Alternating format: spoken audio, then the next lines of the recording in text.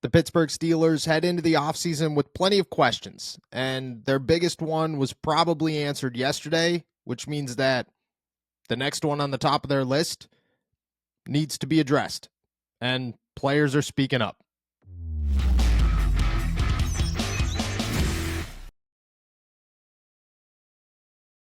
What's going on, everybody? I'm Noah Strackmine. Thank you for jumping on to Steelers to Go, your daily to-go cup of Pittsburgh Steelers news and analysis. Find us on youtube.com/All Steelers Talk or subscribe anywhere you get your podcast. The Pittsburgh Steelers, they got an answer to their biggest offseason question yesterday when Mike Tomlin stepped into a meeting for the last time, speaking to his players, and before he said goodbye, addressed, hey, all of the rumors, all of the speculation that I could step away from football, that I could consider a change of location and head elsewhere like the Washington Commanders or the Los Angeles Chargers, all those reports, all of those rumors saying that I may be done here in Pittsburgh, none of them are true. And he said that he intends to return in 2024, which seemingly opened the door for a contract extension and confirmed that the Steelers have their head coach. They will keep their head coach. And there are no other debates about whether or not it will be Mike Vrabel or Bill Belichick or Jim Harbaugh or so on and so forth trying to replace him in Pittsburgh. It will be Mike Tomlin in 2024, which was their biggest question heading into the offseason. You obviously want to know who your head coach is, and if he was going to take some time away, how much time was he going to take away, and how much time was he going to need to make that decision about whether or not he was going to continue to coach, and how deep of a hole does that dig for the Pittsburgh Steelers? That's gone now. The answer has been given. Mike Tomlin will return. Now, moving from second to first on that list is the quarterback. And who will play quarterback for the Pittsburgh Steelers in 2024? How will they approach the situation? Does Mason Rudolph even want to come back? And if he does want to come back, what is it going to take to get him back to Pittsburgh? And are they going to give him an opportunity?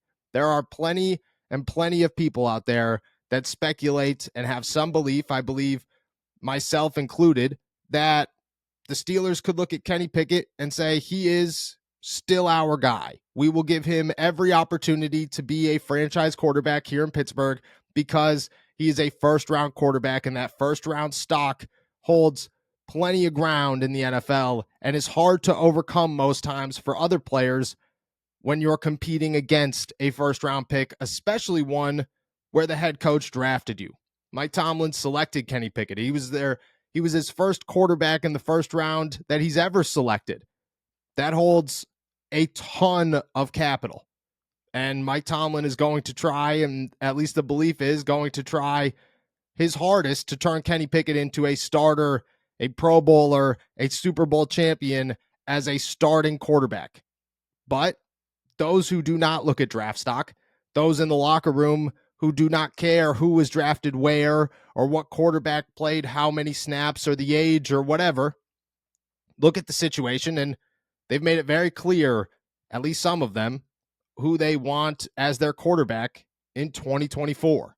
Now, nobody spoke ill will about Kenny Pickett. Nobody was taking jabs at Kenny Pickett. Nobody was saying, oh, Mason is better than Kenny Pickett. This was straight and direct about Mason Rudolph, but there have been plenty of questions asked about the veteran quarterback over the last 24 hours or so because the Steelers are going to head into the offseason where Mason is a free agent, and you don't know what's going to happen there, or if they're going to pay him, or if they're going to give him the opportunity, because money speaks in the NFL, but opportunity speaks as well. And if the Steelers want to say, hey, Mason, you could come back here for just as much as you could probably get anywhere else, and on top of that, we're going to give you a chance to be the starter, and we really believe you could be the starter, it makes a lot of sense for him to take a shot on himself and come earn a bigger contract in the future while starting for the Pittsburgh Steelers.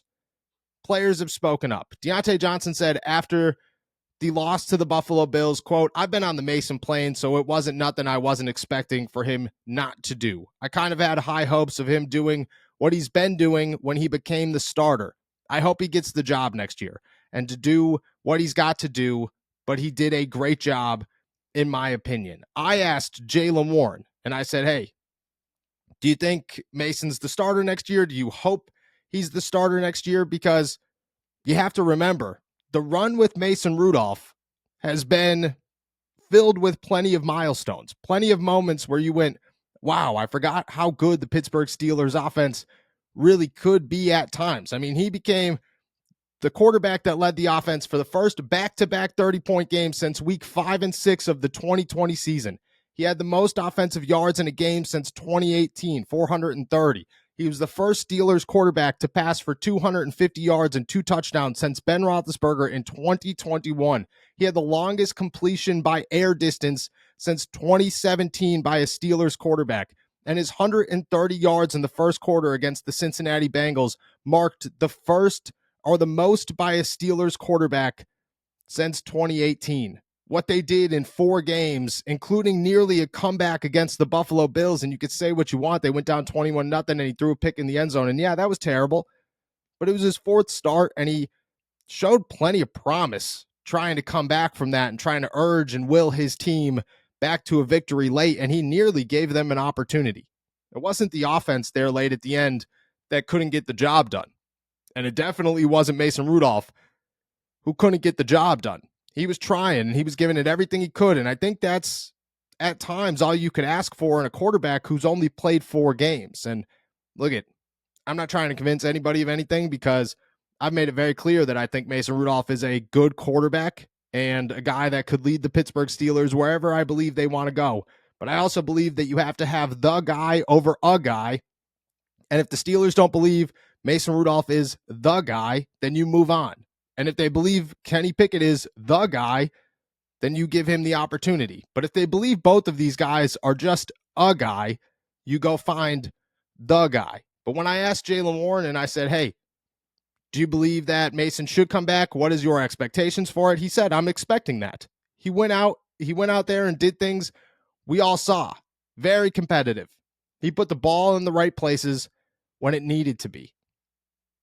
That's a glowing endorsement. I expect Mason Rudolph to be back. I believe that's the entire locker room right now, is they view Mason Rudolph as a guy who could lead this team, who has won the hearts of this offense and this locker room and this entire organization. And if the coaching staff and the front office are willing to give him an opportunity, they want him to take that. Now, again, it all comes down to money, and nobody's going to be upset if Mason Rudolph goes and claims $15+ million elsewhere to go be a starting quarterback in Minnesota or Arizona or Atlanta or wherever. Nobody's going to be upset about that. But if the Pittsburgh Steelers offer him an opportunity to come back here, I think the Steelers players want him to be viewed as the starter and viewed as the guy, because I think they think he's the guy, not a guy. And maybe the Steelers have their guy. Maybe not. But the players have spoken up, and they're optimistic about the future, and that optimism starts with the quarterback, and they want that quarterback to be Mason Rudolph.